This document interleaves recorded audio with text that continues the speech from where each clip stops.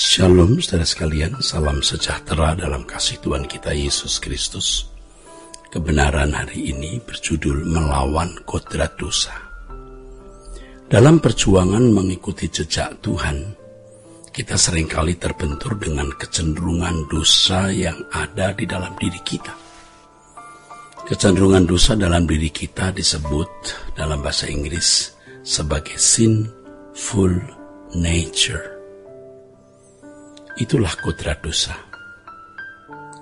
Kodrat dosa ini merupakan konsekuensi dari kehendak bebas yang ada di dalam diri manusia. Sebenarnya kehendak bebas mestinya membuat manusia memiliki keunggulan, yaitu dapat memiliki kehendak yang tidak dikendalikan oleh faktor-faktor eksternal di luar dirinya, tetapi digerakkan oleh dirinya sendiri.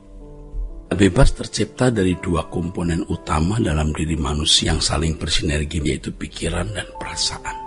Dari dua komponen ini, pikiran dan perasaan, manusia dapat menciptakan, mengcreate, membangun, membuat kehendak.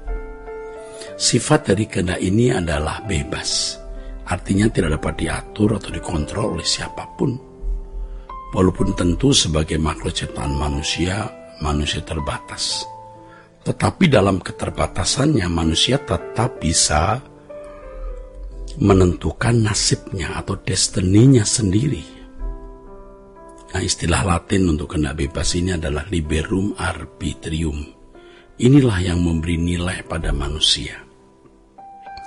Binatang tidak bisa menentukan destiny atau nasib atau takdirnya.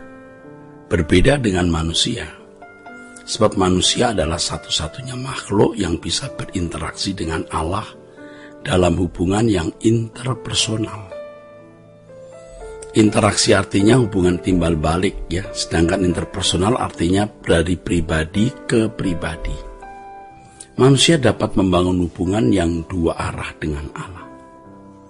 Manusia yang tidak mengerti kebenaran ini dan tidak membangun hubungan interpersonal dengan Allah adalah manusia yang tidak berkualitas. Memang biasanya manusia yang tidak mengerti kebenaran memberi nilai dirinya pada merek arloji, memberi nilai dirinya pada rumah, kendaraan, jabatan, kedudukan, gelar, dan lain sebagainya. Dengan hal-hal tersebut mereka merasa memiliki nilai. Manusia itu makhluk yang memiliki nilai yang luar biasa, artinya lebih dari semua ciptaan. Sebab Allah memberi diri untuk berinteraksi dengan manusia dalam hubungan interpersonal.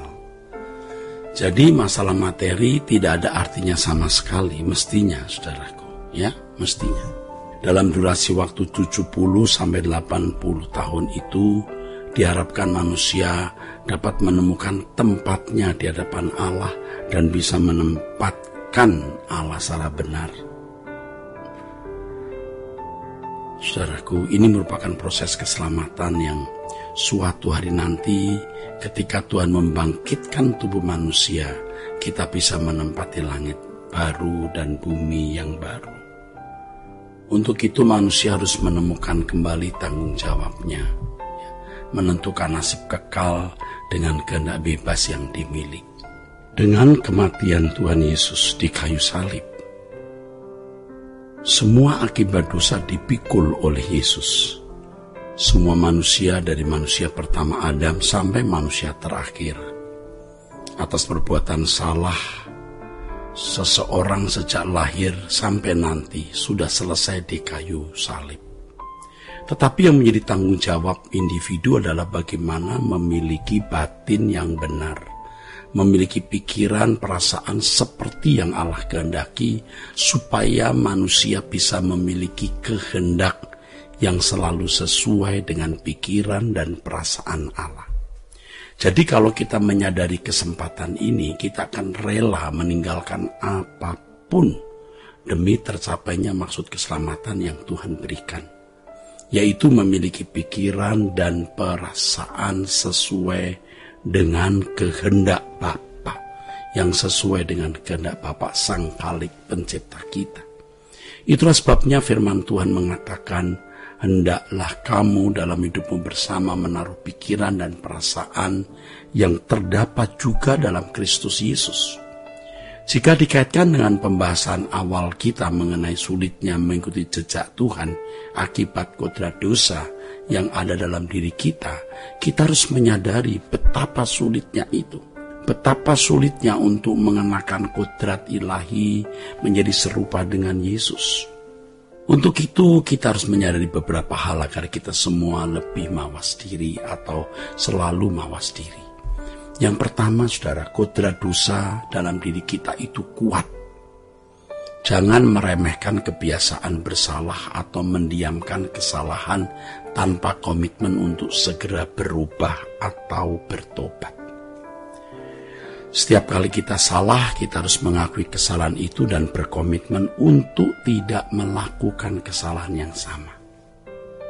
Kalau tidak segera dibereskan, maka kodrat dosa akan menjadi semakin kuat dan sampai titik tidak bisa melepaskan diri dari kodrat itu. Jadi jangan anggap remeh kodrat dosa. Harus dilawan, harus diperangi, harus dikalahkan. Kedua, kodrat dosa dalam diri kita itu menyatu. Jadi terkadang kita merasa sesuatu sudah baik padahal tidak. Sehingga akhirnya kita bisa tertipu oleh diri kita sendiri. Banyak orang tidak sadar bahwa dirinya selalu hidup dalam irama kodrat dosa yang membinasakan. Jadi hati-hati, kadang-kadang kita merasa bahwa itulah diri kita. Padahal itu manusia lama yang harus disalibkan. Ya saudara, menyangkal diri itu maksudnya demikian. Jangan lagi mengenakan kodrat dosa yang menjadi kenikmatan dan kesukaan kita selama belasan bahkan puluhan tahun. Jadi kalau Tuhan mengatakan jangan menyayangkan nyawamu, yaitu maksudnya itu, ya. Jangan kita tetap memelihara, ya, dan menikmati kodrat dosa kita, kebiasaan-kebiasaan yang memang nikmat dilakukan, tetapi itu akan membinasakan kita. Ketiga, kodrat dosa itu licik atau cerdik. Kodrat dosa itu mendorong kita untuk melakukan sesuatu yang meleset dari kebenaran. Dan kita biasanya tertipu dengan pembenaran diri sendiri. Waktu kita mau menjahati orang, kita mencari cara untuk menjahatinya dengan 1001 alasan dalam nurani. Misalnya, saya berbuat demikian demi kebaikan dia. Aku berbuat demikian karena dia sudah keterlaluan. Padahal itu kelicikan diri kita sendiri. Keempat, kodrat dosa itu memanfaatkan momentum. Ada momentum tertentu di mana kita lemah dan bisa bersalah. Kodrat dosa dalam diri kita memanfaatkan momentum itu dengan baik. Itulah sebabnya Alkitab mengatakan dalam 1 Petrus 1 ayat 14, jangan turuti hawa nafsu pada waktu kebodohanmu. Saudara, hati-hati ya. Jadi kodrat dosa ini, saudaraku, ya, pertama kuat, dua menyatu dengan diri kita, ketiga licik. Ya, licik, keempat memanfaatkan momentum. Dengan menyadari semua hal ini kita dapat berjaga-jaga setiap saat. Ya, sulitnya menghadapi kodrat dosa tidak menunjukkan kemustahilan untuk menghadapinya. Jadi kita harus yakin kita bisa melewatinya. Kesungguhan kita mengikuti jejak Tuhan untuk melawan dosa ini akan membawa kita masuk dalam kawasan selanjutnya sesuai pertumbuhan iman kita.